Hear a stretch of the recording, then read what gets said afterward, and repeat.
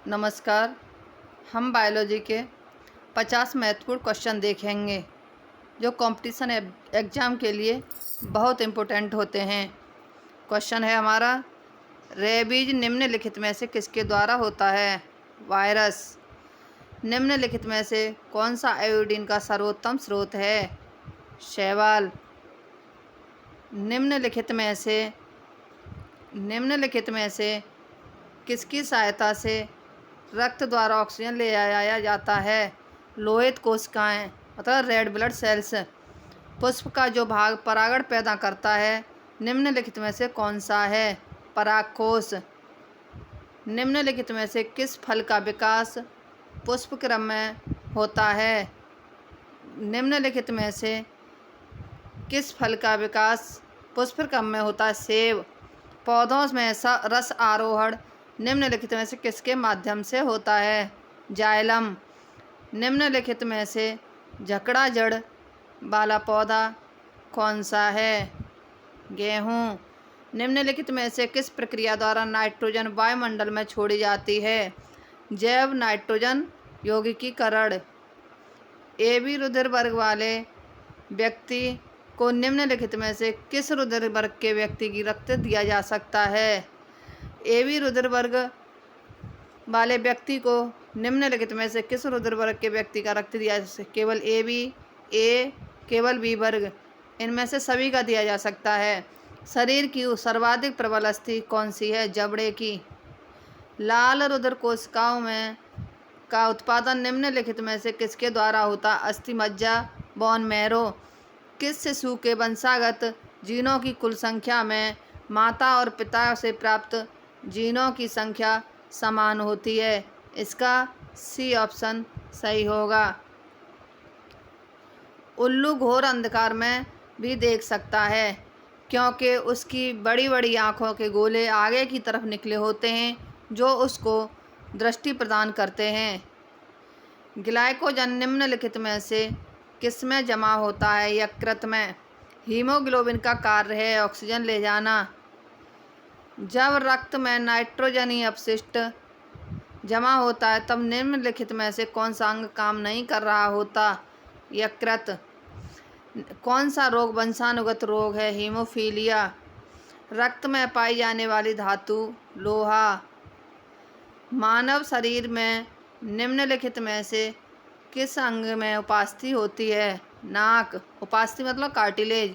पाचन क्रिया में प्रोटीन निम्नलिखित में से किस पदार्थ में बदल जाते हैं? एमिनो अम्ल। निम्नलिखित में से किस कारण से वनों के लिए विशाल क्षेत्र रखने की आवश्यकता है? पारिस्थितिकी इकोलॉजिकल संतुलन के लिए। निम्नलिखित में से नगदी फसल कौन सी है? रबड़। निम्नलिखित में से कौन सा अनियत तापी प्राणी है? कछुआ। फेफड़े को ढकने वाली झिल्ली को कहा जाता है फुफ्फुसावरण। हेपेटाइटिस रोग जिगर या लिवर के कारण होता है। एंट अमीबा हिस्टोलिटिका नामक परजीवी मानव के निम्नलिखित में से किस अंग में पाया जाता है? आंत में। कोशिकाओं में वह संरचना जिसमें प्रकाश अवरोधक वर्णक होता है निम्नलिखित में से कौन सी होती है? अंतःप्रद्रव्य जालिका एंडोप्लाज्मिक रेटिकुलम। वे तना कोशिकाएं जिनसे अन्य प्रकार की कोशिकाएं विकसित की जा सकती हैं निम्नलिखित में से कहाँ से आती हैं? तने से। कार्बोहाइड्रेट का वह रूप जो पौधों में संश्लेषित होता है निम्नलिखित में से क्या होता है? स्टार्च। निम्नलिखित में से कौन सा रोग विषाणु द्वारा फैलाया जाता है? इन्फ्लुएंजा। दालें निम्नलिखित में से किसका उत्तम स्रोत हैं? प्रोटीन का। रक्त में मूत्र अम्ल के उच्च स्तर के कारण निम्नलिखित में से कौन सा रोग हो जाता है? गठिया। मूत्र अम्ल का मतलब होता है अम्ल का जमा हो जाना शरीर में। जैसे खट्टे पदार्थ तुम खाओगे तो उससे और अधिक दर्द होगा गठिया के लिए। एक वयस्क मानव में सामान्यतः होते हैं 6 चबड़क दांत। चिकन पॉक्स निम्नलिखित में से किससे होती है? वायरस से। फेफड़े से हृदय के लिए रक्त को ले जाने वाली रुधिर वाहिका को कहा जाता है फुफ्फुस धमनी। प्रातःकालीन धूप से मानव शरीर में कौन सा विटामिन उत्पन्न है? Vitamin D. हड्डी का प्रयोग उर्वरक के रूप में किया जाता है क्योंकि इसमें पौधा पोषक तत्व होता है फास्फोरस। निम्नलिखित में से किसमें पर्याप्त विटामिन सी होता है? आंवला। पौधे ऊर्जा छोड़ते हैं श्वसन में। पौधे ऊर्जा छोड़ते हैं श्वसन में। पौधे के किस भाग से हल्दी प्राप्त होती है? तने से। आनुवांशिक यूनिट अर्थात जीन होते हैं गुणसूत्रों में। निम्नलिखित में से वह तेल कौन सा है जिससे ड्रॉप्स या जल सोप हो जाता है? आर्जीमोनी का तेल। सार्वत्रिक रक्तदाता वे लोग हैं जिनका रुधिर वर्ग होता है ओ। सार्वत्रिक का मतलब होता है हर किसी ब्लड ग्रुप के को ब्लड दे सकते हैं। सर्वाधिक बुद्धि विकसित वाला जलीय प्राणी है शार्क। निम्नलिखित में से वह रुधिरवाहिका कौन सी है जो जिगर को ऑक्सीजन नित रुधिर ले जाती है? फुफ्फुस धमनी। निम्नलिखित में से किस कोशिका से इंसुलिन स्रावित होता है? बीटा कोशिका। मानव शरीर में वसा जमा होती है वसा ऊतक में। किसकी उपस्थिति में रुधिर वाहिनियों में रक्त क्लॉट नहीं होता? हेपेरिन की उपस्थिति के कारण।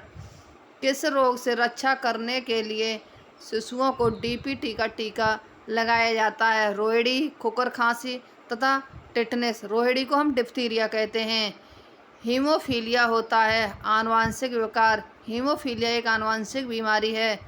गुर्दे को रक्त पूर्ति करने वाली रुधिर वाहिका होती है वृक्क धमनी। धन्यवाद। इसी के साथ ही हम अपनी क्लास कल देखेंगे।